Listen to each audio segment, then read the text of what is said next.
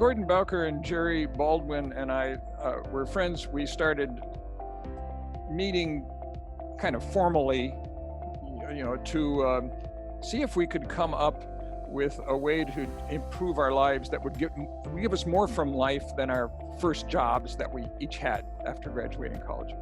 In August of 1970, we were having lunch together at a little French restaurant, and at the end of the meal, the waiter came back to the table and said, "Would you gentlemen like to have espresso after your meal?" That was the first time that anyone had offered us an espresso in Seattle. So he came back to the table with the 3 espressos, and we're kind of interested in them. And we each picked up our little cup and took a sip, and it was terrible.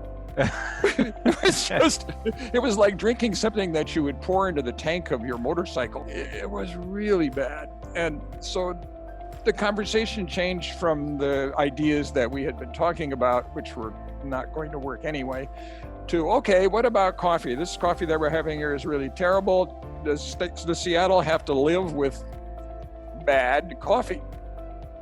And that was the idea. That was the spark. And we started researching coffee, and we never found out why it would be a bad idea. I eventually, during the research, was doing the phone book research, I found one in San Francisco. It's called Pete's Coffee. It still exists. There was a phone number, so I called Pete's Coffee and asked to speak to Mr. Pete. I had discovered there was a Mr. Pete. And by some great stroke of luck, they found him and he talked to me on the telephone. I said, "Oh, Mr. Pete, it's so nice to talk to you. I'm one of 3 friends. We're thinking of starting a gourmet coffee company here in Seattle." And before I could finish the sentence, he said, "Zev, if you and your 2 friends go ahead with this, I'm perfectly willing to be a coach. I'll give you some time."